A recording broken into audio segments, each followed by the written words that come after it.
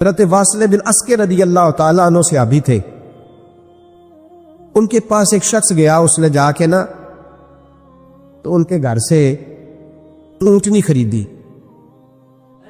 امام بہقی نے لکھا ہے جب خرید کے لائے تو رستے میں ان کے بیٹے نے بیچی یا گھر کے کسی اور فرد نے جب خرید کے لائے تو جناب واصلہ بن اسقر رضی اللہ تعالیٰ عنہ کی ملاقات ہوئی تو آپ پوچھنے لگے بھائی یہ تو اونٹنی میری ہے، میرے گھر سے خرید کے لائے ہو؟ کہا ہاں۔ فرمانے لگے تم نے کیا کرنا ہے اونٹنی کا؟ بک گئی، ٹھیک ہو گیا، ہوش میں عقل میں خرید کے لایا، بات ختم ہو گئی۔ بلکہ ہم تو کہتے ہیں وہ لکھا ہوتا ہے دکانداروں نے خریدا ہوا مال واپس، واہ جی واہ، یہ کس کا فتویٰ ہے؟ یہ خریدا ہوا مال واپس کس کا فتویٰ ہے؟ یہ ساڈا اپنا کہتے ہیں ایڈا اوکھا تینوں مڑیا تو پھر لے کے آ گیا، ایڈیاں گلاں سنا کے ایڈا سیاح سیل مین سی، انہیں ترلے لینے ساتاری انہیں تعریف کی ہے، تو بڑا سونا لگے گا، پھر تیرے گلے میں ڈالا ہے بڑی مشکل سے، مڑا ہے تجھے اور تو پھر لے کے آ گیا، اور شام کو کہتا الحمدللہ میں نے بڑے پیسے کمائے، لا حول ولا قوت الا باللہ۔ سارا دن جھوٹ بولا، فریم کیا، اس پہ اللہ کا شکر ادا کرنا۔ بندہ لے کے آ رہا ہے ان کے گھر سے، کہاں سے خریدی؟ تو صحابی کہنے لگے آپ کے گھر سے۔ فرمایا میری اونٹنی ہے لیکن تمہیں اس کے عیب کا پتہ ہے؟ او بھائی یہ دھرتی پہ بسنے والے لوگ تھے، یہ میرے نبی پاک کے تیار کیے ہوئے تھے، تمہیں پتہ ہے اس اونٹنی کے عیب کا؟ کہ یار تو عجیب آدمی ہے، کوئی عیب بھی بتاتا ہے اپنے جانور کے۔ فرمانے لگے چل تو یہ بتا گوشت کھانے کے لیے خریدی ہے یا سفر کرنے کے لیے؟ کہا میں نے تو اس پہ بیٹھ کے حج کرنے جانا ہے۔ فرمانے لگے چل بھی میرے ساتھ واپس آپ پیسے لے لے، گوشت کھانے کے لیے اچھی ہے، دودھ دینے کے لیے اچھی ہے، پر یہ سفر کے لیے اچھی نہیں، تیرے کام نہیں آئے گا۔ اب وہ صحابی ساتھ ساتھ چل رہے ہیں اور کہنے لگے یار میں نے خرید لی تھی، پیسے دے دیے تھے، مرضی سے سودا کیا تھا، میں نے پوچھا بھی نہیں تھا سفر کی کیسی ہے، تو نے یہ کیوں کیا؟ تو حضرت واصلہ رونے لگے، فرمانے لگے کیا کروں، میں رسول اللہ کا غلام ہوں، کیا کروں، نبی پاک کا غلام۔ رونے لگے، فرمانے لگے میرے مصطفیٰ کریم علیہ السلام نے فرمایا فرشتے لعنت کریں گے اگر تو ایسی چیز بیچ ڈالے گا۔ کیا کروں، نوکر اس گھر کا ہوں، جس گھر کی نوکری مجھے دھوکے کی اجازت ہے، میں اس گھر کا نوکر ہوں، مجھے اجازت نہیں دیتی، مجھے اجازت۔ ہم کہتے ہیں جی میرا مالک کہتا ہے، تو اپنے مالک کی چھوڑ، تو کونین کے مالک کی مان، تو اپنے مالک کی چھوڑ، تو عرش کے مالک کی مان، تو چھوڑ دنیا دار مالک کی، اس مالک کی مان جس نے تجھے پیدا کیا ہے، تجھے رزق دیتا ہے۔ دنیا کے مالک کی بات کر رہا میرے نبی پاک صلی اللہ تعالی علیہ وسلم باہر نکلے، رات کو مدینے میں ٹھنڈی ہوائیں چلی ہے، رم جھم برکھا برسی ہے، مدینہ سارا ٹھنڈا کر گئی ہے، پہلے ہی بڑا ٹھنڈا ہے، پر خدا کے کرم سے مدینے میں اور ٹھنڈک ہوئی۔ حضور سویرے نکلے، بازار میں گئے، غلے کا ڈھیر پڑا ہے، نبی پاک کی نظر پڑی، حضور پہنچے تو غلے کا ڈھیر ہے، سارا خشک ہے۔ محبوب نے فرمایا رات کو بارش ہوئی ہے، تیرے غلے میں پڑی نہیں، تیری گندم خشک رہ گئی، رات اتنی بارش ہوئی، نبی پاک پردہ پوش ہے کہ نہیں؟ بولے سارے۔ میرے اعلیٰ حضرت فرماتے ہیں قیامت میں ہمارے عیب چھپیں گے تب جب مصطفیٰ اپنی چادر میں چھپائیں گے۔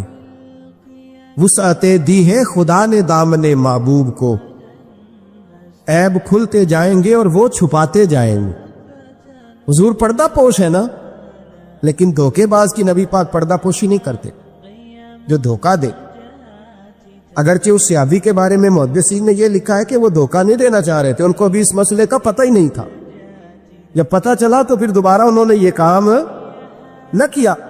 اللہ کے حبیب صلی اللہ علیہ وسلم پہنچے، فرمایا تیرے گلے پہ تیری گندم پہ بارش ہی نہیں ہوئی۔ حضور نے اپنی آستین کو چڑھایا، بازو اوپر کیا، اور حضور نے گلے کے اندر ہاتھ ڈالا، اندر سے جا کے حضور گیلی گندم اٹھا کے باہر لائے، اور نبی پاک صلی اللہ علیہ وسلم نے فرمایا یہ کیا ہے؟ جب ان کی گردن جھکی تو میرے مصطفیٰ نے فرمایا سنو، من غشا فلیس منا، جو دھوکہ دے میں اسے اپنی امت میں شامل نہیں کرتا۔ ہم میں سے نہیں ہے جو دھوکے دے، فریب کرے، مکر کرے، دجل کرے، فراڈ کرے، بے ایمانی کرے تھوڑے سے نفع کے لیے، تھوڑے سے۔ اب تو لوگ ہنستے ہیں، دھوکے پہ مسکرایا جاتا ہے۔ گوالے سے پوچھا، دودھ بیچنے والے سے، اور یہ صرف دودھ بیچنے والے کی بات نہیں، سب کا ہی رنگ نرالا ہے، سب کا ہی انداز نرالا، سب ہی تعریفیں کر رہے ہیں اپنے مال کی، سارے دو۔ وہ گزر گئے لوگ، امام اعظم ابو حنیفہ رحمت اللہ علیہ، ذرا بادل ہوتے تھے تو کپڑے کی دکان تھی، بند کر دیتے تھے دکان، فرماتے تھے گاہک کو صحیح نظر نہیں آئے گا تو کوئی ایسی چیز نہ خرید کے لے جائے جس کی اسے پوری خبر نہ ہو۔ وہ گزر گیا زمانہ، اب تو اللہ معاف کرے، حالات اس قدر بگڑ گئے۔ دودھ بیچنے والے سے کہا جاتا ہے صاحب پانی بڑا ہے دودھ میں، کہتا ہے آج کل بھینسیں پانی زیادہ پیتی ہیں، گرمی بڑی سخت ہے، مذاق اڑاتا ہے۔ ایک چوری، اوپر سے اس کا اظہار اعلانیہ۔ میں نے ایسے لوگ بھی اپنے کانوں سے سنے ہیں جو گوالے سے کہہ رہے ہیں، دودھ بیچنے والے سے، صاحب اور یار پانی ڈالنا ہوتا ہے تو صاف تو ڈال لیا کر، تو گندی ندی کا پانی ڈال کے لے آتا ہے۔ کہتا ٹھیک ہے جناب، آج کے بعد شرم نہیں آتی یہ باتیں کرتے؟ خدا کی دھرتی پر کھڑے ہو کے اللہ کے قانون کو چیلنج کرتے ہیں لوگ، اعلانیہ گناہ کرتے، اعلانیہ سرعام، کوئی پوچھنے والا نہیں۔ حیا ختم ہو گئی، دل سے یہ سوچ ختم ہو گیا کہ ہم کیا گفتگو کر رہے۔ بڑے بڑے رنگ ہیں، بڑے بڑے انداز ہیں لوگوں کے۔ حضرت ابو ہریرہ رضی اللہ تعالیٰ عنہ کھڑے تھے تو ایک آدمی دودھ میں پانی ملا رہا تھا، حضرت ابو ہریرہ کی چیخیں نکل گئی، رو پڑے۔ لوگ کٹھے ہوئے کہنے لگے حضور آپ تو کیا ہوا؟ وہ پانی ملانے والا بھی آ گیا، حضور آپ کیوں رو رہے ہیں؟ فرمایا قیامت کے دن تجھے جو سزا ملے گی وہ سزا یاد کر کے میری آنکھوں میں آنسو آ گئے، تجھے جو سزا ملے گی میری آنکھوں میں آنسو آ گئے۔ حضور کیا سزا ملے گی؟ تو حضرت ابو ہریرہ رضی اللہ تعالیٰ عنہ فرماتے ہیں یہ دودھ رب تیرے سامنے رکھے گا اور تجھ سے اللہ فرمائے گا چل اس سے پانی علیحدہ کر، اللہ تجھے سزا دے گا۔ میں ایک شخص کی مثال دے رہا ہوں، لیکن اس سے مراد صرف گوالہ نہیں، یہ بات بڑی دور تک جاتی ہے، بڑی دور تک جاتی ہے، بڑی دور تک۔ یہاں جس کے یہاں سے دودھ خریدا جاتا ہے وہ تو جب بھینس کا دودھ دھونے لگتا ہے تو پہلے ہی پانی رکھ لیتا ہے، اللہ ماشاء اللہ۔ یہ کئی گھروں سے نقص واقعہ ہو کے آتا ہے، ایک جگہ پہ نہیں ہے، یہ بڑی دور تک حالات بگڑے ہوئے۔ حضرت ابو ہریرہ فرمانے لگے رب کریم قیامت کے دن تجھ سے فرمائے گا چل علیحدہ کر، دودھ سے پانی بتا کر لے گا؟ کہنے لگا حضور ڈالا تو جا سکتا ہے، نکالا نہیں جا سکتا۔ فرمانے لگے پھر تیرا دوزخ سے نکلنا بھی مشکل ہے، تو دے بچوں کو کما کے کھلا، موج کر۔ اب تو یہاں تک تماشا لگ گیا ہے، میں ایک رپورٹ پڑھ رہا تھا کراچی میں ایسی بھی دکانیں پکڑی گورنمنٹ نے کہ جہاں دودھ کے اندر کیمیکل ملایا جاتا ہے گاڑھا کرنے کے لیے، اور اس کیمیکل نقصان یہ ہے اس کیمیکل کا کہ وہ کینسر کا باعث بن جاتا۔ 2 کلو دودھ کی خاطر قتل کر دیا ایک انسان کو، 400-500 کی خاطر مار دیا بیماری لگا کے، بچے یتیم کر دیے، عورتیں بیوہ کر دی، گھر اجاڑ دیے تھوڑے سے دھوکے کے لیے، اتنی سی دنیا داری اکٹھی کرنے کے لیے۔ یہاں دوائیاں جعلی نہیں بک رہی، یہاں لوگ ملاوٹ والی، اتنے لوگ کھڑے ہیں ڈاکٹر کے دروازے پر اور تعریفیں کر رہے ہیں ڈاکٹر صاحب اس کمپنی کی کیوں لکھ کے دیتے ہیں، ڈاکٹر صاحب اس کمپنی کی دوائی، انہیں خبر نہیں کہ کیا حال ہے۔ موت بیچتے ہو پھر سمجھتے ہو جنت میں جاؤ گے۔ ام حسبتم ان تدخلوا الجنہ، اتنا آسان سمجھ لیا لوگوں نے۔ میرے رسول پاک صلی اللہ علیہ وسلم نے فرمایا جس کا دوست، جس کا بھائی، جس کا پڑوسی اس کے بوائق سے محفوظ نہ ہو وہ آدمی جنت میں نہیں جائے گا۔ صحابہ نے کہا حضور یہ بوائق کیا ہے؟ فرمایا ظلم اور دھوکہ، جس نے پڑوسی کو بھی دھوکہ دینے سے وہ باز نہیں رہا، لوگ شکوہ کرتے ہیں، کہتے ہیں لوگ دنیا ساری دھوکے باز ہو گئی ہے، لوگ سارے، کسی نے ملا رومی سے کہا تھا حضور سارے لوگ ہی دھوکے باز ہیں، فرمایا تو اپنا تجربہ کرنا، تجھے اس لیے سارے دھوکے باز ملتے ہیں کہ تیرے اپنے اندر بڑا دھوکا ہے، اپنے اندر خلوص پیدا کر، اللہ تجھے بڑے خلوص والے لوگ عطا فرمائے گا۔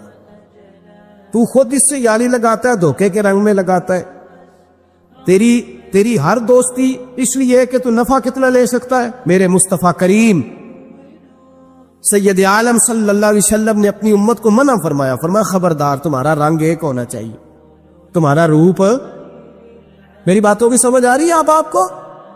دھوکہ دینا، فریب کرنا، فراڈ کرنا۔ حضرت عیسیٰ علیہ الصلوۃ والسلام کے پاس ایک شخص آیا، کہنے لگا میں نے آپ کے ساتھ رہنا ہے ہمیشہ، امام راضی نے لکھا ہے میں نے ہمیشہ آپ فرمانے لگے میں ضرور ساتھ رکھوں گا پر دنیا داری کا مطالبہ نہ کرنا۔ جی تو اس پیر دے بندے کی مرید ہون جدے مرید ہویا دکان ہی نہ چمکے، کیا مطلب ہوا بیعت ہونے سے؟ اتنی دیر کے مرید ہوئے ہیں تو کوئی فائدہ نہیں ہوا، نہ کاروبار چمکا نہ دکان بنی۔ الٹا پیر صاحب کہتے ہیں سود بند کر دو، دھوکے بند کر دو، فریب بند، جتوں ہوندا پیا اتوں بھی نہیں ہون دے دے، کیا فائدہ ہے نا جی؟ تو کوئی مکر فریب ہی نہیں، دجل ہی نہیں، سادہ سادہ کام کیسے ہوگا؟ حضرت عیسیٰ علیہ السلام کہنے لگے میرے ساتھ رہنا ہے تو دنیا داری سے، بولیے، دنیا داری سے بچنا۔ کہنے لگا جی بالکل صحیح ہے۔ آپ فرمانے لگے چلو ٹھیک ہے۔ حضرت عیسیٰ نے چاہا کہ اس کا امتحان کرے، فرمایا پہلے دن وہ آیا ہے صحبت صلح میں رہنے کے لیے، خیر سیکھنے کے لیے۔ حضرت عیسیٰ علیہ السلام فرمانے لگے کتنی روٹیاں کھائے گا؟ کہنے لگا ایک۔ آپ نے 3 روٹیاں منگوائی، ایک خود کھائی، ایک اس کو کھلائی، تیسری وہیں رکھی، اور جناب عیسیٰ دریا پہ وضو کرنے تشریف لے گئے۔ واپس آئے تو روٹی کوئی نہیں تھی وہاں۔ فرمایا روٹی کس نے کھائی ہے؟ کہنے لگا کوئی پتہ نہیں۔ جناب عیسیٰ علیہ السلام نے نا اس کو معجزہ دکھایا۔ ایک ہرن جا رہی تھی، اس کے ساتھ 2-3 چھوٹے چھوٹے بچے تھے۔ حضرت عیسیٰ علیہ السلام نے ہرن کا ایک بچہ پکڑا، اس کو ذبح کیا، ہرن بھی کھڑی ہو گئی، باقی بچے بھی کھڑے ہو گئے، ذبح کیا، اور ذبح کر کے اس کا گوشت بھونا، اس کو بھی کھلایا، خود بھی اتنا کھایا کہ سیر ہو گئے، ڈکار آنے لگے۔ فرمایا کھایا نا تم نے؟ لگا حضور کھایا ہے۔ فرمایا پیٹ میں بھی ہے؟ کہا ہے۔ ہرن کے بچے کی ہڈیاں پڑی ہوئی تھی، جناب عیسیٰ نے ساری ہڈیاں کٹھی کر کے فرمایا کم باذن اللہ، اللہ کے حکم سے کھڑا ہو جا۔ وہ ہرن کا بچہ پھر زندہ ہو گیا۔ آپ فرمانے لگے ہرن کے بچے کا گوشت تیرے پیٹ میں بھی ہے، میرے پیٹ میں بچہ وہ جا رہا ہے، اب تو بتا دے روٹی کس نے کھائی ہے، اب تو بتا دے۔ کہنا جی کوئی پتہ نہیں، مجھے پتا۔ حضرت عیسیٰ علیہ السلام اس کو ساتھ لے گئے، دریا کے اس پار جانا تھا، فرمایا ہاتھ پکڑا چلو گزرو۔ دریا میں پیر رکھا، اس کا بھی اپنا بھی، کہنے لگا جی ڈوب جاؤں گا۔ فرمایا تو میرے ساتھ ہے، تجھے معجزہ دکھانا ہے، اللہ کی قدرت دکھانی ہے۔ پیر رکھا دریا میں، پیدل چلتے ہوئے دوسرے کنارے چلے گئے، کوئی ڈوبا نہیں، پیر بھیگا نہیں۔ فرمایا اتنی بڑی تو نے معجزہ دیکھا، اب تو بتا دے روٹی کس نے کھائی ہے۔ کہنے لگا جی پتا مجھے خبر، اللہ کے سامنے سارا ہی پتا ہوتا ہے، پتا نہیں مجھے، بولے بن جاتے ہیں نا منٹ میں۔ حضرت عیسیٰ کہنے لگے میں اللہ کا پیغمبر ہوں، مجھے منوانا آتا ہے۔ دریا کے اس پار گئے تو ریت تھی، صحرا کا علاقہ تھا، جناب عیسیٰ نے ریت کٹھی کی، چھوٹی چھوٹی ڈھیریاں لگائیں، 3 ڈھیر ریت کے لگ گئے، 3 ڈھیر۔ جب 3 ڈھیر لگ گئے تو جناب عیسیٰ علیہ السلام نے پھونک ماری، وہ ساری کی ساری ریت سونا بن گئی۔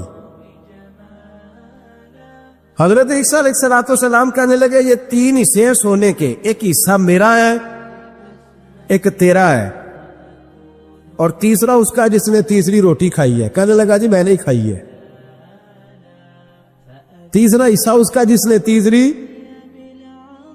روٹی کھائی۔ کہنے لگا جی روٹی، فوراً مان گیا، بے قدرہ کچھ قدر نہ جاتی، کیتی خوب تسلی ہو، اے دنیا دار پجاری زردے کتیاں دے گل ٹلی میں نہیں کھائی ہے۔ وہ میاں صاحب کمال کر گئے، وہ ایک شخص لے گیا میاں محمد بخش علیہ رحمہ کو تانگے پہ بٹھا کے، کہنے لگا یہ پہلی بھی میری، وہ بھی میری، وہ باغ بھی میرا، یہ میرے چاچے کی، وہ میرے تائے کی، یہ میرے دادے کی، بڑے مالدار ہیں۔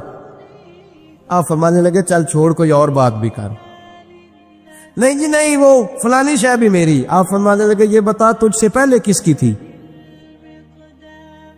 کہنے لگا فلانے سے خریدی ہے۔ فرمایا اس سے پہلے کس کی تھی؟ چپ کر گیا۔ آپ فرمانے لگے دانش مندہ نہ کم نہ ہی دل دنیا نہ لانا، اس ووٹی کئی خامند کیتے، جو کیتا سو کھانا۔ چھوڑ اس کی بات نہ سنا، اس کا تو کبھی کوئی مالک ہوتا ہے کبھی کوئی ہوتا ہے۔ کہنے لگا جی میں نے ہی کھائی ہے روٹی۔ تو حضرت عیسیٰ کہنے لگے تو نے ظلم کیا، نبی کی صحبت پر تو نے ایک روٹی کو فوقیت دی، ایک روٹی، اور مجھے دھوکہ دیا اللہ کے پیغمبر کو۔ فرمایا جا میں نے مال کا کیا کرنا ہے، سارا ہی سونا تیرا ہے، 3 ڈھیریاں تو ہی رکھ لے۔ حضرت عیسیٰ کہہ کے گزرے تو پیچھے سے ڈاکو آ گئے، تلواریں ہاتھ میں، 2 ڈاکو، سونا پڑا ہوا دیکھا، کہنے لگے تیرا ہے؟ کہا میرا ہے۔ کہ اٹھ دوڑ جا تجھے قتل کر دیں گے۔ منت کرنے لگا، کہنے لگا یار اس طرح کرو نا، بانٹ کے کھاتے ہیں، بانٹ کے کھا لیتے۔ بات طے ہو گئی، ایک ایک ڈھیری کے مالک ہو گئے۔ اب وہ بات چیت ہونے لگی، نام پتہ واقفیت ہو گئی، تعارف ہو گیا۔ اب وہ جو 2 ڈاکو تھے ان کو وہ شخص کہنے لگا بھوک لگی ہے یار کو روٹی کھاؤ، کچھ پیسے دے کے ایک کو بھیجا۔ وہ جو 2 ڈاکو تھے ان میں سے جو کمزور تھا اس کو بھیجا کہ جاؤ کھانا لے کے آؤ۔ وہ کھانا لینے گیا تو پیچھے سے کہنے لگا تیرا رشتہ دار ہے؟ کہا نہیں۔ کو تعلق؟ کہنے لگا کوئی نہیں۔ آدھا حصہ کیوں دیتے ہو؟ کہنے لگے کمزور سا بندہ ہے، روٹی شوٹی لا دیتا ہے، میرے کام شام کرتا ہے، تو میں اس کو آدھا۔ اس نے کہا دفع کرو، چھوٹے چھوٹے کام کرتا ہے تم آدھا حصہ دیتے ہو؟ آتا تو پکڑ کے قتل کر دیتے ہیں، سونا آدھا آدھا بانٹیں گے۔ ٹھیک ہو گیا جی۔ وہ جو روٹی لینے گیا تھا وہ بھی کہنے لگا مجھے تو نوکر سمجھا ہوا ہے نا، کھانے میں لاؤں، پانی میں لاؤں، بستر میں بچھاؤں، آج اتنا سونا ہاتھ آیا، بڑا ڈاکہ لگا، ان کو قتل کرتا ہوں نا دونوں کو تو سونا میں قبضے میں کرتا ہوں۔ اس نے بھی دھوکہ دینے کا ارادہ کیا، کھانے میں زہر ملایا۔ امام راضی فرماتے ہیں وہ زہر ملا کھانا لے کے پہنچا، روٹی رکھی تھی، ان دونوں نے یک بارگی حملہ کیا، اسے قتل کر دیا۔ قتل کر کے لاش دریا میں پھینکی، مست ہو کے کھانے لگے۔ جب سیر ہوئے تو پھر پیٹ کٹنے لگا، انتڑیاں ٹوٹنے لگے، ناک منہ کان ہر چیز سے خون نکلنے لگا، چیخے مارتے کچھ سارا سونا لے لے ہمیں بچا لے، سارا کچھ لے لے جان بخش دے، رونے لگے تڑپنے لگے، لیکن اب کوئی بچانے نہیں آیا، کوئی داد رسی کو نہ آیا۔ تینوں لاشیں ایک دریا میں، دوسری وہاں، مر گئے، مردہ ہو گئے۔ حضرت عیسیٰ علیہ السلام چند گھنٹوں کے بعد گزرے تو لوگوں نے کہا حضور یہ کیا ہے؟ فرمایا دنیا داری کا انجام، لالچ کا انجام، دھوکے کا انجام، فریب کا انجام۔ او بھائی بیماری لگ گئی سیٹھ صاحب کو، مالدار صاحب کو، چودھری صاحب بیمار ہو گئے، کروڑوں روپیہ پڑا تجوری میں، لیکن شفا کبھی خریدی نہیں جا سکتی۔ ساری زندگی شفا رہی اور اچانک پتہ چلا ہے کہ ذرا تھوڑی شوگر ہو گئی۔ اتنی مایوسی، جس نے ساری عمر شفائیں دی ہے۔ راضی رہنا چاہیے، اس کے کرم کی طرف توجہ، اس کی عطا کی طرف توجہ، اس کے فضل کی طرف ذہن۔ اپنے کریم رب کے ساتھ انسان کا اس طرح کا معاملہ کہ وہ کرم ہی کرے، وہ رحم ہی کرے گا، وہ عطائیں ہی فرمائے گا، اور کریم جب غالب آتا ہے نا تو کرم ہی کرتا ہے۔ بھائیوں یاد رکھیے گا اور سمجھیے گا، اپنی توجہ ہر وقت اپنے مالک کے کرم کی طرف رکھیں، ہر وقت اللہ کی عطا کی طرف۔ یہ جو مایوس لوگ پھرتے ہیں نا اور مایوس باتیں کرتے ہیں، اور یہ جو کہتے ہیں کہ میں بڑا تھک گیا ہوں اور میں بڑا تنگ آ گیا ہوں اور اب مجھے لگتا ہے کہ یہ چیزیں میرے کنٹرول میں نہیں آئیں گی، اور حضرت میں نے بڑی کوشش کی، جو قدم آگے لے جاتا ہوں وہی میرا پیچھے ہوتا ہے، اور بعض کہتے ہیں جی میرے ساتھ ہی ایسا کیوں ہوتا ہے، آخر میں ہی ساری زندگی اس طرح کیوں ہوں، فلاں جگہ بھی ناکام ہوا، فلاں جگہ بھی۔ او میرے بھائی، جس طرح کا انسان گمان کرتا ہے رب بھی اسی طرح کا معاملہ فرماتا ہے۔ تیری طبیعت ہی نہیں بن پا رہی کہ تو رحمت کی طرف متوجہ ہو، تیرا خیال ہی نہیں بن پا رہا کہ اس کے کرم اور عطا کی طرف تیرا دھیان جائے، تو نے اپنے اوپر مایوسیاں پوری طرح طاری کر لی ہے۔ بندہ مومن کبھی اپنے رب سے مایوس ہو سکتا؟ اس کی توجہ ہر وقت اس کے کرم کی طرف رہتی، اس کی توجہ ہر وقت اس کی عطا کی طرف رہتی۔ دیکھیں نا، بعض لوگوں پر یکدم کرم آیا، چھایا، صحابی رسول ہیں، ولیوں سے، غوثوں سے، کتبوں سے، ابدالوں سے، تمام تابعین سے، محدثین سے، مفسرین سے افضل ہیں، لیکن صحابی کتنی دیر کے ہیں؟ شاید 2 گھنٹے کے صحابی، 2 گھنٹے کے، ادھر آئے ہیں، ادھر کلمہ پڑھا ہے، ساتھ ہی جہاد کیا ہے، ساتھ ہی شہادت ملی ہے۔ صحابی 2 گھنٹوں کے، صحابی 2 گھنٹوں کے، لیکن تمام مفسرین، محدثین، اولیاء، صوفیاء کے امام ہے۔ کیوں؟ اس لیے کہ کرم کرنے والا کرم کرتا ہے، اس نے جاتے جاتے ایسا کرم کیا ہے کہ 2 گھنٹے کے اندر اٹھا کے امت کا امام بنا دیا ہے۔ یہ تو رحمت کی برکھا ہے، یہ کسی وقت بھی برس جائے گی، یہ تو کرم ہے۔ دیکھیں نا، ان لفظوں کا ذرا حسن دیکھیں۔ نبی کریم علیہ السلام فرماتے ہیں بندہ ساری زندگی جہنمیوں والے کام کرتا ہے، دوزخیوں والے کام کرتا ہے، سزا والے کام کرتا ہے، لیکن جاتے جاتے نا کوئی ایسا جملہ بول دیتا ہے آخر میں کہ اس کی ایک بات کی وجہ سے نا اللہ اس کے لیے جنت کا فیصلہ فرما دیتا ہے۔ ایک بہت بڑا ظالم گزرا ہے تاریخ اسلام میں، بڑا ظالم تھا، اس کا ظلم بہت زیادہ تھا، لیکن حضرت انس بن مالک فرمایا کرتے تھے یہ اس کی ایک بات بڑی مجھے عجیب لگتی ہے، اس نے آخر میں ایک جملہ کہا تھا، ظالم بڑا تھا، اس نے آخر میں ایک جملہ کہا تھا، اس نے کہا تھا مالک میں نے ظلم کیے پر میں شرمندہ بڑا ہوں، اور یہ لوگ مجھ سے کہتے ہیں کہ میرے گناہ تیری رحمت سے زیادہ ہیں، مجھے بتا میرے گناہ تیرے کرم سے زیادہ تو نہیں؟ حضرت انس بن مالک فرماتے اس کی بات سن کر میرے دل کو چوٹ لگی، مجھے یوں لگا اس نے منا لینا ہے رب کے کرم کو۔ او میرے بھائی، اللہ کی عطا سے زیادہ تو نہیں، اس کے فضل سے زیادہ تو نہیں۔ رسول اللہ صلی اللہ تعالی علیہ وسلم فرماتے ہیں کہ رب فرماتے اگر میرے بندہ اتنے گناہ کرے کہ اس کے گناہ آسمان تک پہنچ جائیں، یا اتنے گناہ کرے کہ زمین کی تہ تک پہنچ جائے، اور پھر وہ آ کے اپنے کریم رب کے حضور معافی مانگے سچے دل سے، تو اللہ پھر بھی اسے معاف فرما دے گا۔ شرط اتنی ہے کہ تو آتا ہی نہیں، تو معافی مانگتا ہی نہیں، تو پھر بھی لوگوں کو مناتا ہے، اسے مناتا ہی نہیں جسے منانا چاہیے۔ مصیبت میں بھی اب یاد خدا ہم کو نہیں آتی، دعا منہ سے نہ نکلی، جیبوں سے عرضیاں ہی نکلی، مختلف محکموں میں درخواستیں دیتے ہو، مالک کے حضور دعا ہی نہیں کرتے۔ جس کریم کی بارگاہ میں جانا چاہیے، جہاں سے کرم ہونا ہے، جہاں سے عطائیں ہونی ہے،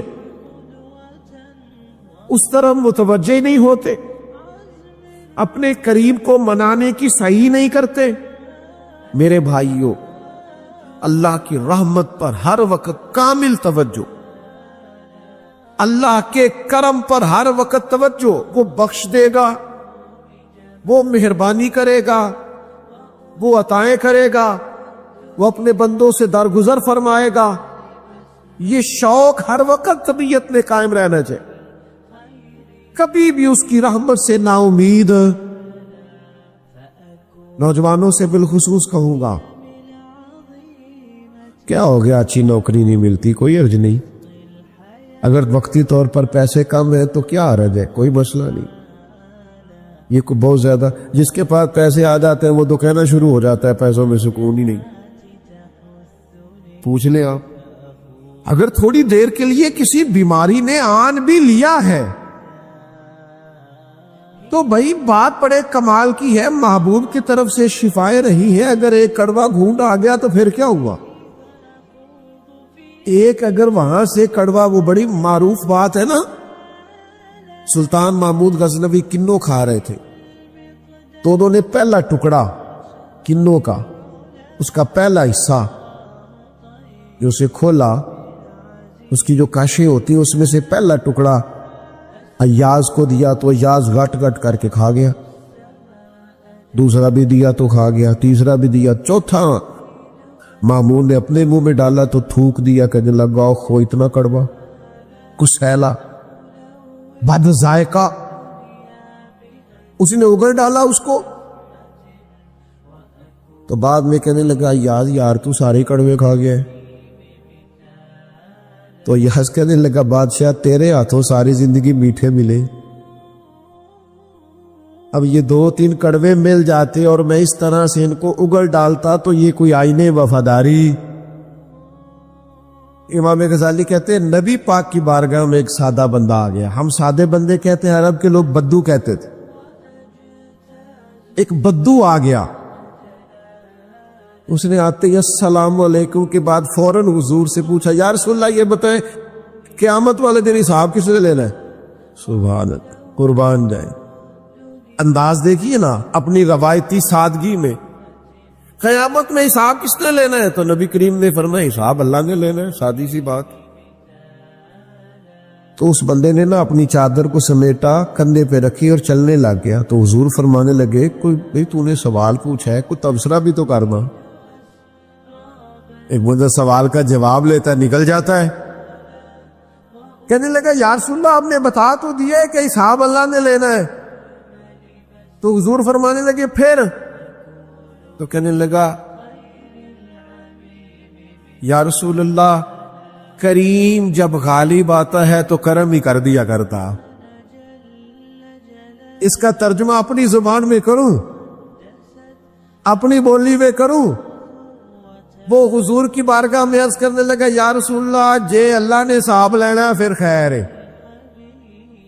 کہنے لگا یا رسول اللہ کریم جب غالب آتا ہے تو کرم ہی کرتا ہے، قربان جاؤں حضور کی اس مقدس زبان پر، وہ دہن جس کی ہر بات وحی خدا۔ کریم بولے اور بول کے فرمانے لگے بندہ سادہ تھا، بات کتنی بڑی کر گیا ہے، خدا کی رحمت کی طرف متوجہ کر گیا لوگوں کو، کیا بڑی بات بیان کر گیا۔ کریم جب غالب آتا ہے تو ہم نے یہ دیکھا ہے کہ کلاس رومز کے اندر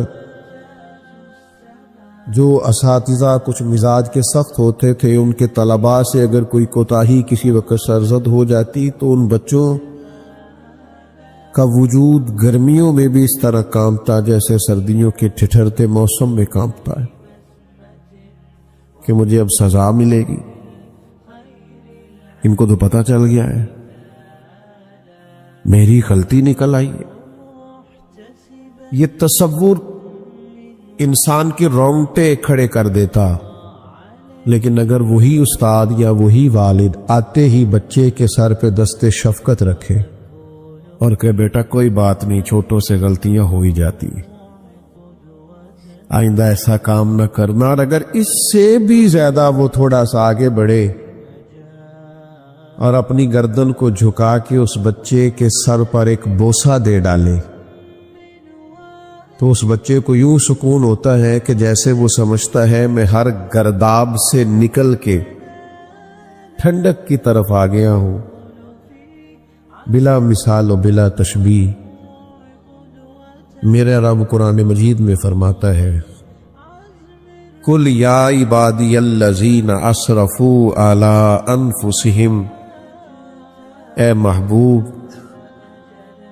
فرما دو اے میرے بندو جنہوں نے اپنی جانوں پر ظلم کر لیے ہیں، انہوں نے گناہ کیے ہیں، رب کی نافرمانی کی ہے، اپنی جان کو دوزخ کا معاذ اللہ سزاوار کر لیا ہے، جنہوں نے اپنی جانوں پہ ظلم کیے ہیں، میرے ان بندوں سے فرما دے کیا؟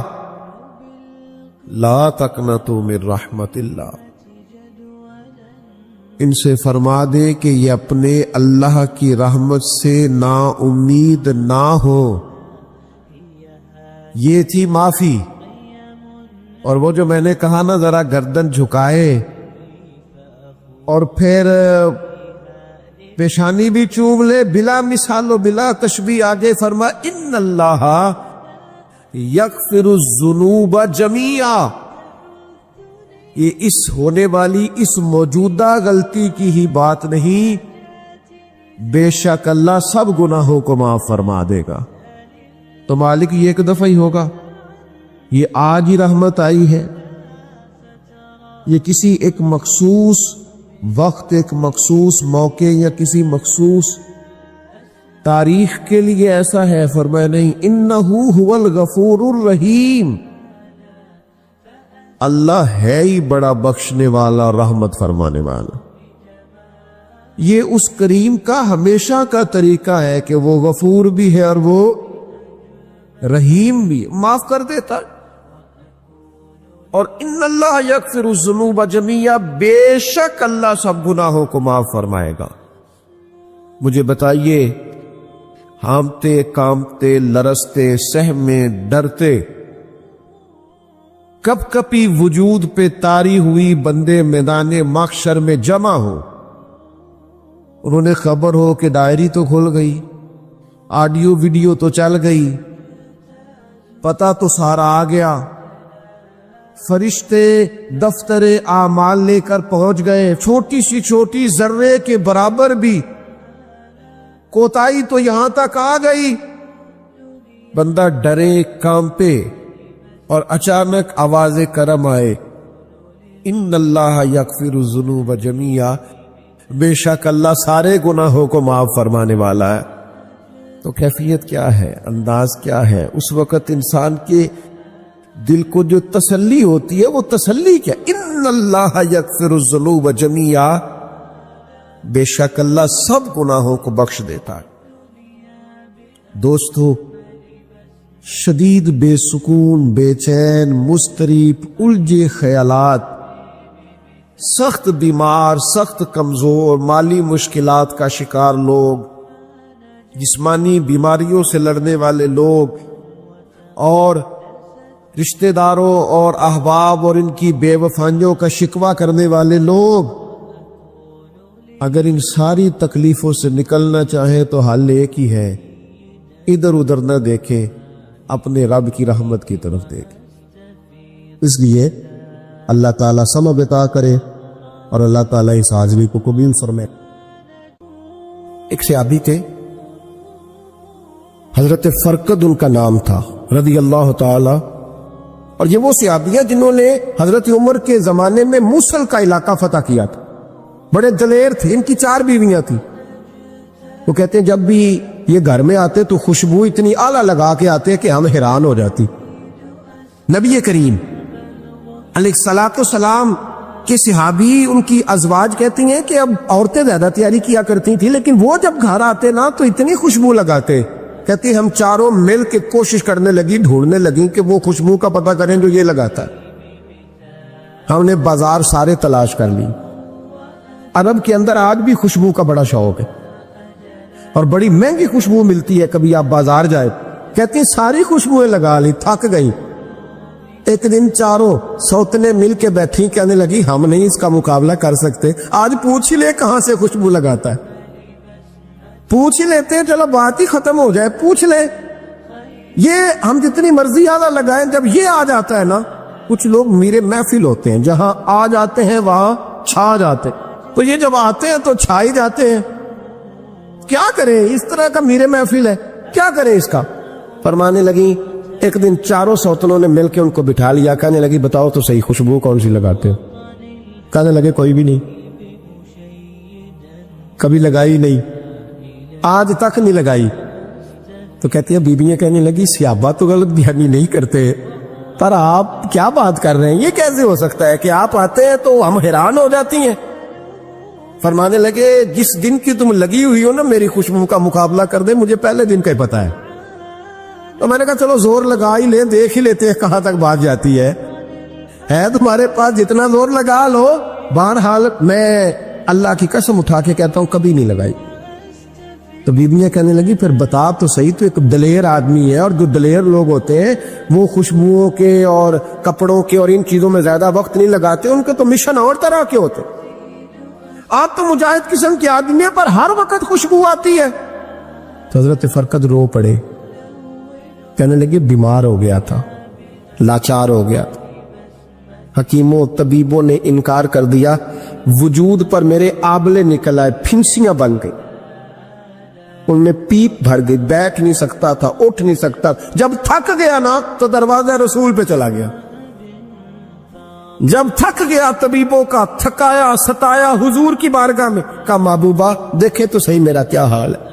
حضور ذرا دیکھ کے، چل نہیں سکتا، سو نہیں سکتا، بیٹھ نہیں سکتا، تیرے علاوہ غم کسے بتاؤ؟ کہتے ہیں حضور نے فرمایا ستر ڈھانپ لے، باقی سارے کپڑے اتار دے۔ ستر ڈھانپ لے، کہتے ہیں ٹخنوں سے لے کر ناف تک میں نے ستر ڈھانپ لی، باقی سارے کپڑے اتارے۔ حضور کیا کریں گے؟ فرماتے ہیں نبی پاک نے دست مبارک اٹھا